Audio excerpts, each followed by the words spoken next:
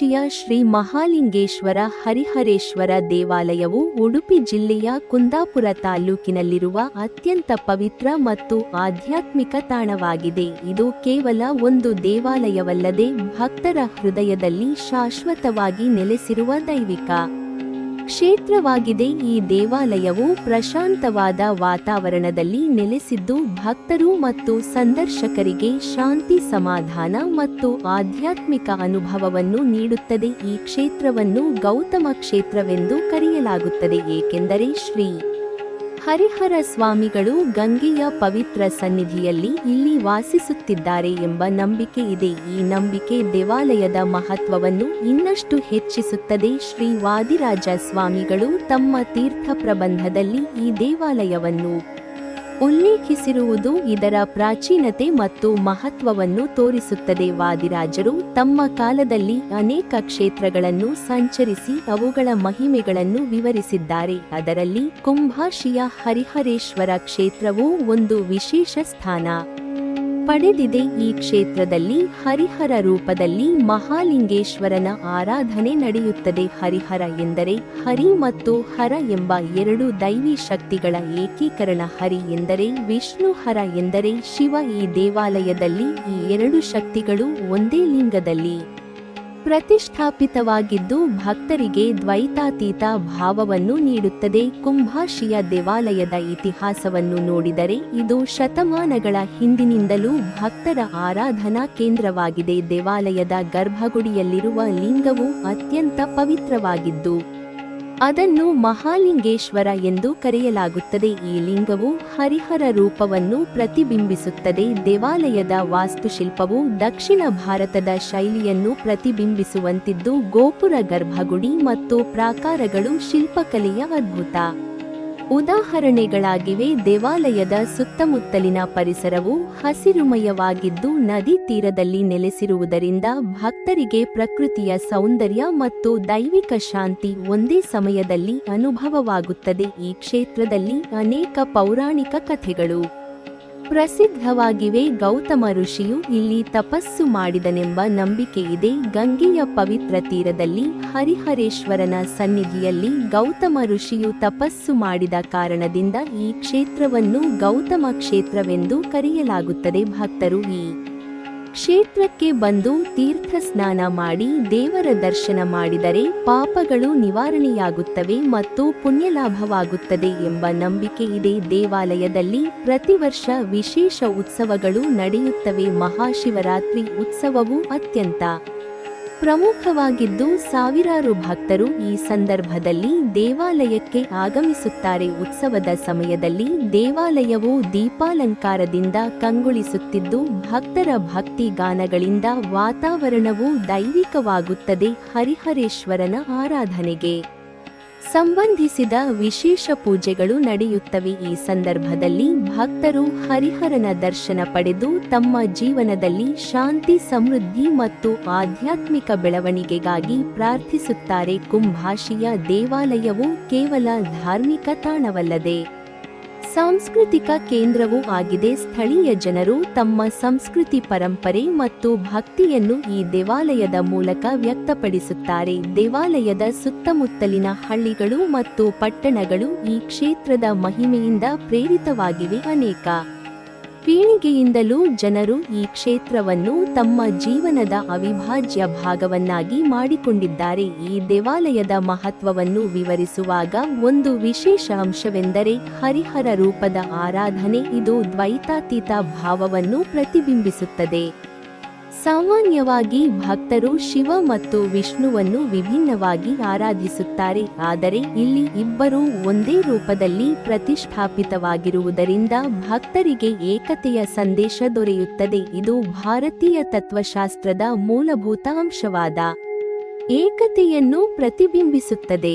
ಈ ದೇವಾಲಯವು ಪುಷ್ಕರಿಣಿಯ ಮಧ್ಯದಲ್ಲಿ ವಿಶಿಷ್ಟವಾಗಿ ನೆಲೆಗೊಂಡಿರುವುದರಿಂದ ಅದರ ಸೌಂದರ್ಯವು ಭಕ್ತರ ಮನಸ್ಸನ್ನು ಆಕರ್ಷಿಸುತ್ತದೆ ಮತ್ತು ಆಧ್ಯಾತ್ಮಿಕ ಮೋಡಿಗೆ ಅಪಾರ ಇಂಬು ನೀಡುತ್ತದೆ.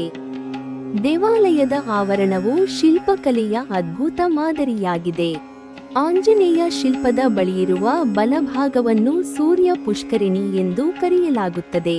ಈ ಭಾಗವು ಸೂರ್ಯನ ಪ್ರಭಾವವನ್ನು ಪ್ರತಿಬಿಂಬಿಸುವಂತೆ ನಿರ್ಮಿಸಲ್ಪಟ್ಟಿದ್ದು, ಬೆಳಕಿನ ಕಿರಣಗಳು ನೀರಿನ ಮೇಲ್ಮೈಯಲ್ಲಿ ಚಿತ್ತಾಕರ್ಷಕವಾಗಿ ಪ್ರತಿಫಲಿಸುತ್ತವೆ.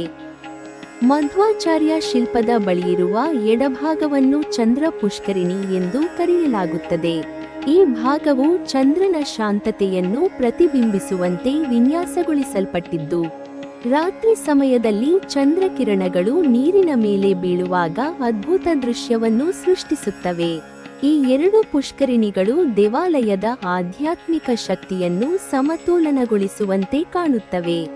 ಭಕ್ತರು ದೇವಾಲಯದ ಆವರಣದೊಳಗೆ ಪ್ರವೇಶಿಸಿದಾಗ ಶ್ರೀ ಚೆನ್ನಕೇಶವ ದೇವರ ದರ್ಶನವನ್ನು ಪಡೆಯುತ್ತಾರೆ.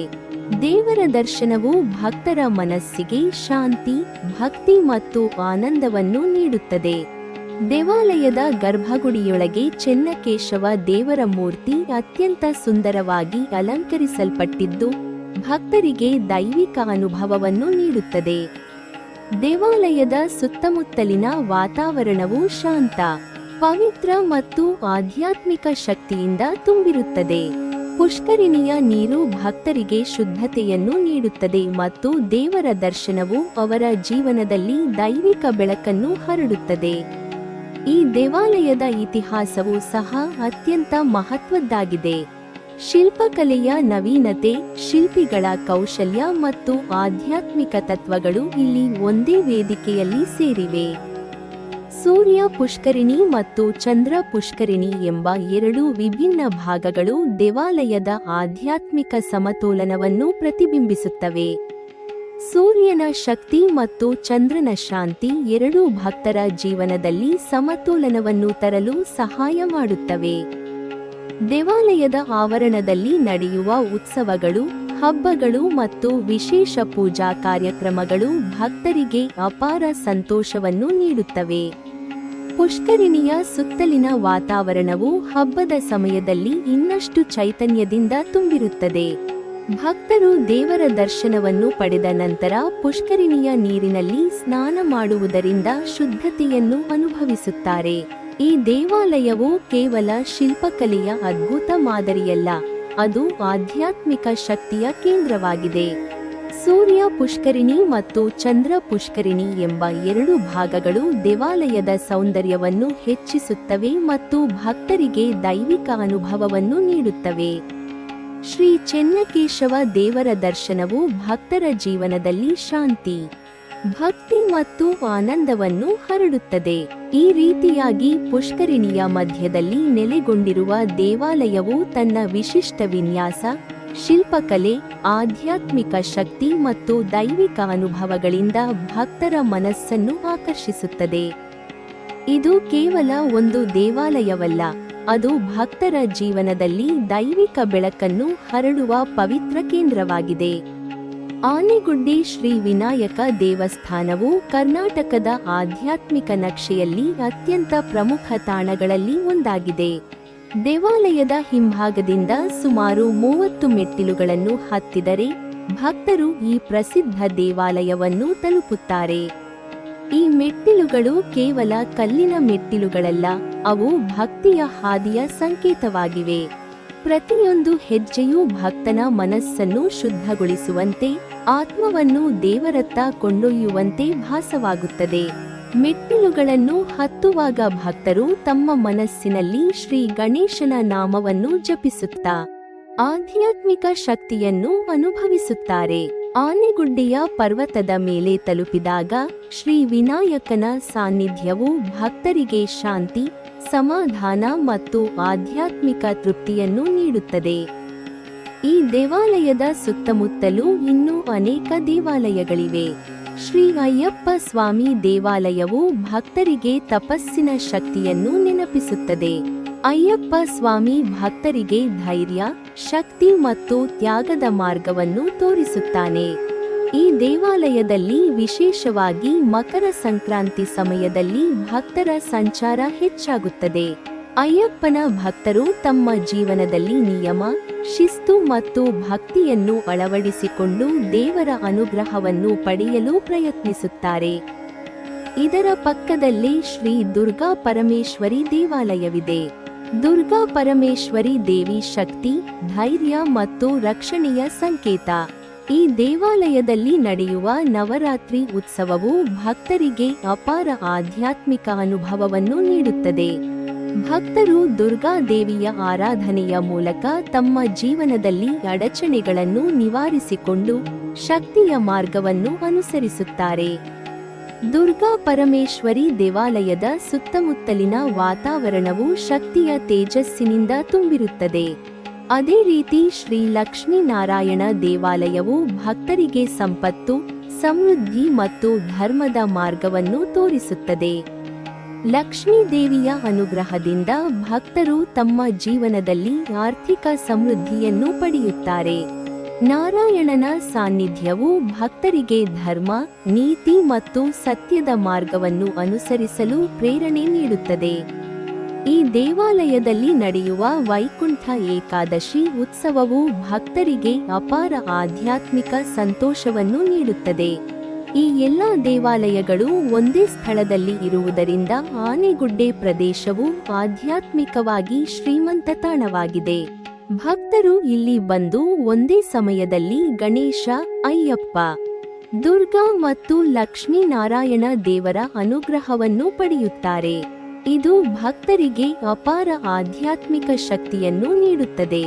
ಈ ಸ್ಥಳವು ಕೇವಲ ದೇವಾಲಯಗಳ ಸಮೂಹವಲ್ಲ, ಇದು ಭಕ್ತಿಯ ಕೇಂದ್ರ, ಶಕ್ತಿಯ ತಾಣ ಮತ್ತು ಆಧ್ಯಾತ್ಮಿಕ ಯಾತ್ರೆಯ ಗಮ್ಯಸ್ಥಾನ.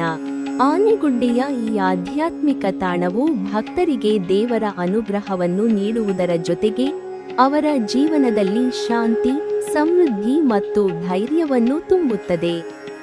ಪ್ರತಿಯೊಂದು ದೇವಾಲಯವೂ ತನ್ನದೇ ಆದ ವೈಶಿಷ್ಟ್ಯವನ್ನು ಹೊಂದಿದ್ದು ಭಕ್ತರಿಗೆ ವಿಭಿನ್ನ ರೀತಿಯ ಅನುಭವವನ್ನು ನೀಡುತ್ತದೆ. ಶ್ರೀ ವಿನಾಯಕನ ಸಾನ್ನಿಧ್ಯವು ಅಡಚಣೆಗಳನ್ನು ನಿವಾರಿಸುತ್ತದೆ. ಶ್ರೀ ಅಯ್ಯಪ್ಪನ ಸಾನ್ನಿಧ್ಯವು ತಪಸ್ಸಿನ ಶಕ್ತಿಯನ್ನು ನೀಡುತ್ತದೆ. ಶ್ರೀ ದುರ್ಗಾ ಪರಮೇಶ್ವರಿ ದೇವಿಯ ಸಾನ್ನಿಧ್ಯವು ರಕ್ಷಣೆಯ ಶಕ್ತಿಯನ್ನು ನೀಡುತ್ತದೆ. ಶ್ರೀ ಲಕ್ಷ್ಮೀನಾರಾಯಣನ ಸಾನ್ನಿಧ್ಯವು ಸಂಪತ್ತಿನ ಅನುಗ್ರಹವನ್ನು ನೀಡುತ್ತದೆ. ನೀವಿನ್ನೂ ನಮ್ಮ ಚಾನೆಲ್ ಅನ್ನು ಸಬ್ಸ್ಕ್ರೈಬ್ ಮಾಡಿಲ್ವಾ?